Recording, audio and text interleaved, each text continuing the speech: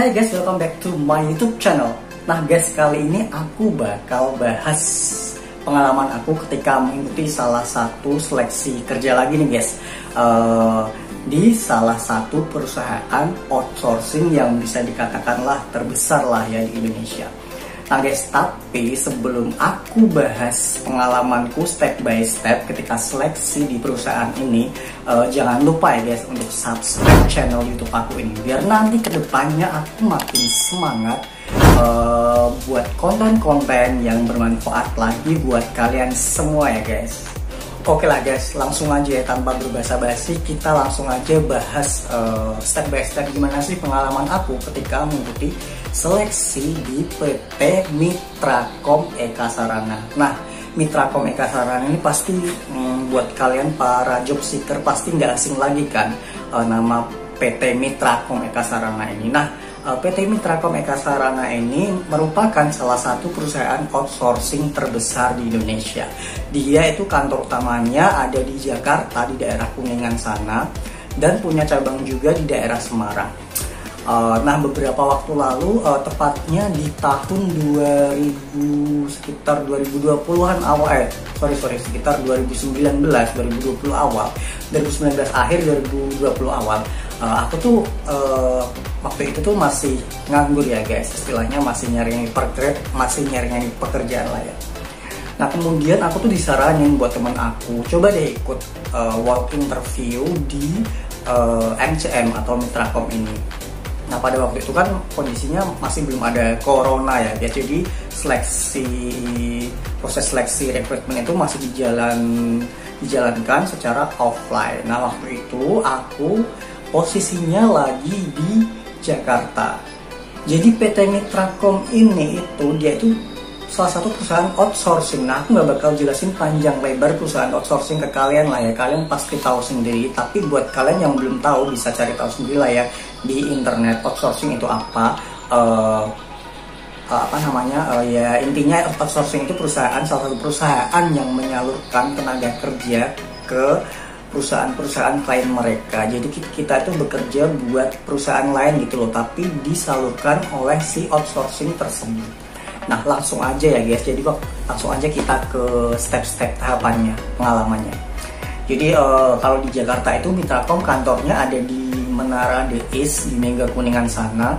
Waktu itu ketika belum ada corona, setiap hari, setiap Senin sampai Jumat mereka itu ngadain walk interview. Jadi kita langsung datang aja ke kantornya buat walk interview, tapi harus pagi-pagi ya guys, karena para job seeker itu banyak banget yang nyari kerja tiap hari. Pokoknya kalau di hari kerja pagi-pagi itu pasti kantornya udah dipadetin para pencari kerja. Nah, saranku datangnya pagi-pagi di sana di The East, lantai berapa ya, sekitar lantai 20 berapa gitu, aku lupa. Nah, untuk tahapan, untuk detail tahapannya itu yang pertama kita datang langsung aja ke kantor Mitrakomnya. Kemudian kita ngisi absen di resepsionisnya. Nah, itu tuh nanti ada ruang tunggunya ya guys. Itu banyak banget, pagi-pagi sekitar jam 7 itu udah dipadetin oleh para kandidat. Setelah ngisi absen, silahkan tunggu di ruang tunggu. Nah, nanti itu dibagi per kloter. Jadi yang pertama itu kita bakal dimasukin ke sebuah ruangan di mana itu ada banyak komputer berjejer-jejer. Itu nanti di situ kita untuk tahap pertama kita disuruh buat ngisi biodata di sistemnya Mitrakom itu melalui komputer yang telah disediakan oleh mereka ya. Biasalah ya, isi biodata, nama, pengalaman kerja dan lain sebagainya. Kalau itu dibagi-bagi per kloter, nanti dipanggil-panggil untuk nomor urut 1 sampai sekian sampai sekian dipanggil-panggil. Makanya kalian harus datang pagi-pagi biar dapat jatah di awal gitu ya guys. Nah, untuk tahapan selanjutnya setelah kita selesai mengisi biodata diri di sistem mereka itu, langsung kita keluar, kita nunggu lagi untuk tahapan selanjutnya, yaitu langsung psikotes di hari yang sama. Nah, untuk psikotesnya itu di beda ruangan guys. Psikotesnya pakai komputer juga, komputer yang disediain oleh mereka. Nah, ini aku bakal jelasin sedikit gambaran psikotesnya di Mitrakom itu seperti apa sih. Jadi psikotesnya itu umum seperti psikotes perusahaan pada umumnya, ada berhitung, ada geret angka, ada logika, ada pemahaman bahasa, pemahaman kata-kata. Plus kalau di Mitracom atau di perusahaan outsourcing lainnya, sebagian besar itu pasti ada tes typing atau tes mengetik dengan 10 jari. Jadi waktu di Mitracom itu tes kecepatan mengetiknya digabung sama psikotes. Jadi waktu psikotes itu ada part di mana itu kalian harus praktek mengetik dengan 10 jari dengan kecepatan yang telah ditentukan. Nah, untuk saran aku kalau sebelum kalian mengikuti seleksi ini, kalian tuh harus berlatih dulu mengetik dengan menggunakan 10 jari. Kalian bisa searching di Google situs latihan belajar mengetik 10 jari, karena itu nanti kalau kita nggak lolos di bagian mengetik 10 jari cepat itu, nanti otomatis kita langsung gugur, nggak lanjut ke tahapan selanjutnya. Waktu itu tuh tes typingnya atau tes mengetik 10 jarinya ada 2 bagian. Yang pertama tes mengetik yang paragraf bahasa Indonesia atau teks bahasa Indonesia. Nah, yang kedua tuh ada juga paragraf yang bahasa Inggris. Jadi ada 2 bagiannya guys untuk tes mengetiknya, ada yang bahasa Indonesia, ada juga yang bahasa Inggris. Nah guys, setelah selesai di proses psikotesnya itu berjalan sekitar 1,5 jam lah ya. Proses psikotesnya itu lumayan menguras energi dan menguras pikiran lah ya. Maka dari itu kalian harus persiapan dulu sebelum berangkat. Kalian harus sarapan dan kalian tentunya juga harus belajar dan latihan psikotes ya, biar nanti ketika kalian mengikuti proses psikotesnya itu berjalan dengan baik dan tentunya dengan lancar. Nah, setelah selesai psikotes langsung kami para kandidatnya itu disuruh keluar. Waktu itu disuruh keluar bertepatan dengan jam istirahat. Jadi sekalian lah ya istirahat, sholat sama makan. Setelah itu nanti kita diagendakan interview sama HR Mitracomnya ya, buat nanti gimana kita mau dibuat tektokan, kita setuju nggak kalau dikasih project perusahaan ini kita setuju nggak, cocok dengan profile kita atau enggak. Nah, oke, aku langsung istirahat, selesai isoma. Habis itu langsung nunggu lagi giliran dipanggil buat interview dengan HR Mitracomnya. Nah, ini aku bakal cerita juga sedikit detail interviewnya ketika interview HR di Mitracom itu gimana sih. Jadi pertama itu ya biasalah ya, interview disuruh perkenalan diri, latar belakang pendidikannya apa, terus pengalaman kerjanya apa, terus ditanyain seputar yang ada di CV kalian. Terus ditanya-tanyain itu kenapa kalian pengen kerja di sini, dan ya pokoknya intinya umum lah ya, interview HR pada umumnya. Terus waktu itu tuh langsung ditawarin sama HR-nya sama project. Waktu itu aku ditawarin di project customer service di salah satu marketplace. Setuju atau enggak? Dan ditawarin juga di customer service call center atau online di perbankan. Namun karena aku waktu itu nggak memutuskan nggak ngambil di perbankan, karena waktu itu yang ditawarin yang lagi ada project banyak itu yang di bidang perbankan. Maka dari itu aku tolak. Tapi aku kasih tahu ke pihak HR-nya, nanti kalau ada yang bidang lain bukan bidang perbankan, bisa nanti aku mau. Nah, HR-nya oke, nanti kita keep dulu CV kamu, nanti kalau ada project lain yang non perbankan bakal dikabarin. Intinya kalau di outsourcing ini tuh kebanyakan itu mereka nyari talent atau nyari tenaga kerja di bidang customer service ya, entah di perbankan, di startup, di marketplace, admin juga banyak, tapi kebanyakan itu customer service. Nah, setelah selesai itu aku langsung pulang, dan karena penawaran mereka nggak sesuai dengan penawaranku, mereka menawarinya di industri perbankan, sedangkan aku nggak mau di industri perbankan. Maka dari itu aku pulang dengan ketidakjelasan lah ya istilahnya, belum jelas statusku di sana itu gimana, bakal diproses atau enggak gitu guys. Oh ya guys, sebelum lanjut ke tahapan berikutnya, aku mau kasih saran lah ya, kasih info buat kalian sebelum kalian mengikuti proses seleksi rekrutmen ini tuh ada baiknya kalian memperhatikan penampilan kalian dulu guys, dari mulai tatanan rambut, memilih cara berpakaiannya, terus kondisi badan kalian juga harus diperhatikan. Nah kalau aku sih bagian terpenting ketika aku mengikuti interview itu tatanan rambut aku tuh harus maksimal, harus on point, harus istilahnya harus bagus dan rapi lah ya, karena ini kan interview di perusahaan. Jadi pertama kali mereka melihat itu pasti nggak munafik, yang dilihat pertama kali itu pasti dari physically-nya dulu, bentuknya dulu gimana, dia rapi atau enggak. Untuk urusan skill nanti itu kedepannya bisa dibicarain ketika interview berjalan. Nah karena aku sangat mementingkan kondisi rambut harus on point, harus rapi. Nah, aku tuh menyarankan banget buat kalian buat nata rambut kalian dengan produk terbaru dari Scarlett ini guys. Jadi Scarlett itu ngeluarin produk baru. Kalian pasti udah tahu kan lah ya, udah tahu ya Scarlett itu produk apa, yang mana itu dia sebelumnya udah ngeluarin body lotion, skincare, serum, dan cream. Itu udah banyak banget tuh produknya, udah terjual banyak banget, udah viral banget di sosmed, udah banyak banget yang make.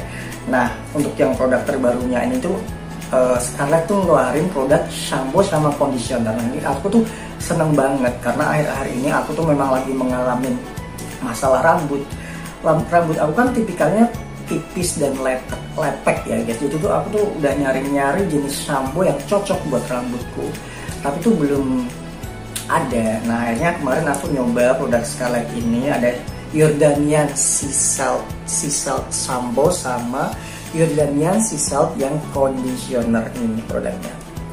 Yang biru yang shampoo dan yang ungu ini yang conditioner. Jadi yang shampoo-nya ini tuh wangi banget guys. Dia itu wanginya itu wangi magnolia. Kalau kalian nggak tahu magnolia, singkatnya itu wanginya itu kayak wangi bunga melati. Jadi ketika kalian aplikasikan di rambut itu sumpah itu wangi banget. Bahkan sampai seharian setelah keramas itu tuh udah wanginya tuh bertahan guys. Jadi misal aku mandi pagi pakai keramas pakai shampoo ini, sampai malam pun masih, ketika aku ngibasin rambut atau pas ketika aku megang rambut tuh, ketika aku cium di tangan tuh wanginya masih kecium. Pokoknya ini bagus banget produknya yang Jordanian Sea Salt yang ini, yang wangi magnolia. Nah kurang lebih manfaat shampoo ini tuh buat menyerap minyak kepala yang berlebihan. Buat kalian yang punya masalah kulit kepala berminyak itu cocok banget pakai produk ini. Kemudian juga bisa membantu mengatasi penumbukan kotoran yang ada di kulit kepala kalian. Kemudian juga bisa membuka kutikel rambut sehingga perawatan selanjutnya itu bisa lebih maksimal gitu loh guys. Kemudian juga bisa mengontrol kadar minyak di rambut kalian atau di kulit kepala kalian, membersihkan kulit kepala, menguatkan akar rambut, dan bikin rambut itu nggak lepek dan mudah diatur serta lebih berkilau guys. Ini bagus kan hasilnya. Kalau Sea Salt ini tuh produk conditionernya biar melengkapi rangkaian hair care-nya dari Scarlett itu. Pokoknya kalau hasilnya mau lebih maksimal tuh kalian bisa tambahin pakai conditioner ini biar hasilnya lebih maksimal, lebih rambut gampang diatur, memberikan volume pada rambut biar volumenya itu lebih mengembang, terus mencegah rambut rontok dan berkurang, sama membuat rambut kalian lebih enak lah ya, pokoknya buat di sini itu lebih lembut. Kalau Jordanian Sea Salt-nya ini yang conditionernya itu dia baunya itu mengandung bunga sedap malam atau evening primrose. Itu bagus banget, dia wanginya juga tahan banget seharian kalau pakai produk Scarlett ini. Pokoknya ini aku rekomendasiin buat kalian yang punya masalah rambut lepek, mudah rontok, bercabang. Ini best banget, cocok banget buat perawatan sehari-hari rambut kalian.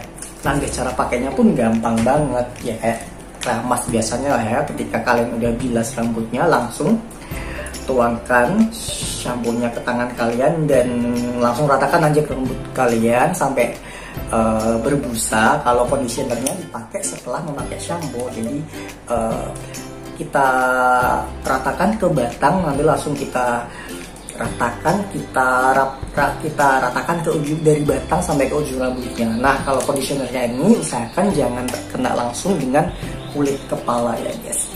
Takutnya kalau kulit kepala kalian sensitif gitu. Pokoknya ini aku rekomendasiin banget buat perawatan rambut kalian, biar kalian ketika mau interview seleksi kerja itu lebih pede, rambut kalian lebih on point, lebih cetar gitu loh guys. Nah, untuk kondisi aku sebelum memakai shampoo sama conditioner dari Scarlett ini, kondisi rambut itu sangat lepek dan acak-acakan. Bisa kalian lihat lah ya perubahannya before sama after di sini ketika aku belum menggunakan shampoo sama sesudah menggunakan shampoo. Conditioner ini tuh beda banget kan guys, yang sebelumnya itu sangat berantakan dan lepek, acak-acakan. Tapi setelah aku memakai perawatan hair care dari Scarlett ini, rambut aku jadi lebih mudah diatur dan tentunya lebih wangi sepanjang saat. Nah, kalian kalau tertarik mau beli produk ini, bisa banget kalian check out di Shopee official store-nya Scarlett, sama via WhatsApp juga bisa. Nanti link pembeliannya aku taruh di description box-nya ya guys. Pokoknya ini mantul banget, harganya juga murah meriah, kisar 75.000 per item. Belum lagi kalau kalian dapat diskon, pasti jatuhnya lebih murah banget. Apalagi Scarlett ini lagi banyak banget ngadain diskon gila-gilaan guys. Jadi buruan guys, langsung check out sekarang ya. Nah guys, kita lanjut ya ke tahapan selanjutnya setelah interview XR di Mitracom ini. Tahapan selanjutnya itu technical meeting atau pembahasan ketika udah dapet project yang sesuai dengan profiling kita. Nah, waktu itu selang sekitar 1-2 minggu aku dikabarin lagi via WhatsApp oleh pihak Mitracom ya. Ditawarin kalau ada project ini. Jadi waktu itu aku dapat project yang Traveloka di bagian konten moderator, karena background aku kan pernah jadi content writer sama jurnalis kan. Nah, maka dari itu mereka langsung rekrut aku buat ditempatin di project Traveloka ini. Oke, langsung aku berangkat ke kantor lagi di Mitracom. Jadi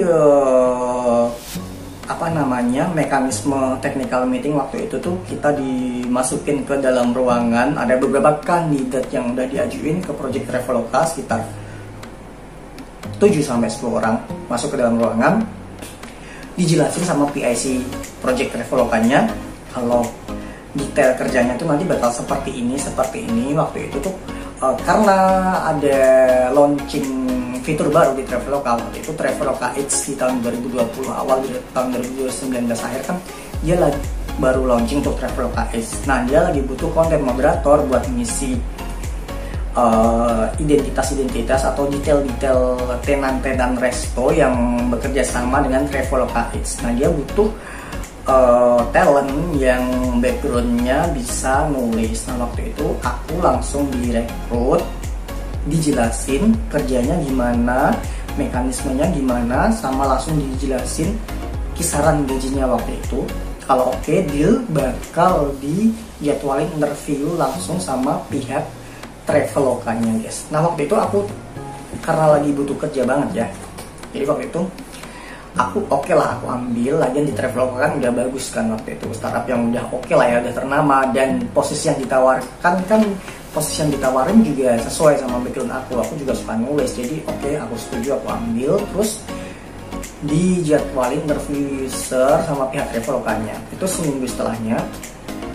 Nah, setelah itu aku langsung berangkat interview user, itu seminggu setelah technical meetingnya ya guys. Aku berangkat ke kantor Travelokanya. Kalau interview user pihak kliennya, pihak projectnya, kita langsung diarahin ke kantornya langsung ya, kantor klien langsung ya. Misal kalian kalau ditawarin perusahaan A, posisi A oleh Mitracom, nanti kalian kalau udah sampai ke tahap interview user, disuruh langsung interview user ke perusahaannya langsung. Jadi waktu itu aku langsung ke kantor Traveloka buat interview user. Nah, ternyata guys, interview usernya tuh nggak cuma interview waktu itu, tapi ada dites lagi sama pihak Travelokanya. Tapi tesnya nggak terlalu banyak sih, cuman kayak kecepatan berhitung sama kecepatan logika sama penalaran gitu, nggak terlalu banyak kok, cuman sekitar 2 halaman doang waktu itu. Sebelum interview sama pihak Traveloka, aku diuji lagi, dites waktu itu sama Travelokanya. Terus habis selesai dites, dikoreksi langsung sama pihak Travelokanya. Habis itu di interview lah ya, interviewnya biasa lah ya, kenapa kamu tertarik di bidang ini, terus kelebihan kekurangan kamu apa, bisa nulis enggak, terus ada nggak contoh-contoh tulisan kamu, waktu itu ditanyain. Terus dijelasin gimana mekanisme kerjanya, sistem kerjanya gimana, dijelasin sama pihak mereka. Terus oke, aku tertarik, selesai interview. Tapi sayangnya waktu itu projectnya cuman kontrak 3 bulan guys di Traveloka ini, dan aku alhamdulillahnya dinyatakan lulus, keterima. Tapi karena cuman 3 bulan doang, aku kan mikirnya ke depannya gimana, jangka panjangnya ya. Aku mengundurkan diri waktu itu. Tapi kalau waktu itu coba kalau kontraknya setahun 2 tahun, pasti aku lebih ambil ya. Tapi karena ini cuma 3 bulan doang, dan ketika aku tanya ke pihak mereka gimana setelah 3 bulan, kejelasannya gimana, kita bakal diperpanjang, dipakai lagi, intinya dipergunakan lagi atau enggak, mereka jawabnya nggak bisa pastiin bakal diperpanjang atau enggak. Nah, maka dari itu aku ya udah deh mundur aja, nggak jadi lanjut ke Traveloka itu, karena cuma 3 bulan doang.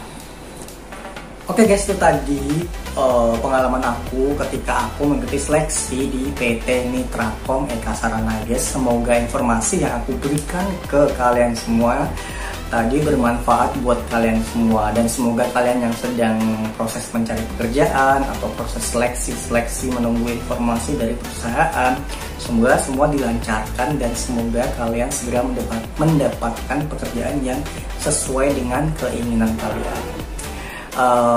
Kalau kalian masih ada pertanyaan, kalau masih bingung sama tahapan-tahapan seleksi di Mitrakom ini, boleh banget kalian tinggalin komen di video ini, kalian tanya-tanya, atau kalian juga kalau mau DM di Instagram aku juga boleh banget, feel free buat kalian kalau mau nanya-nanya ya guys.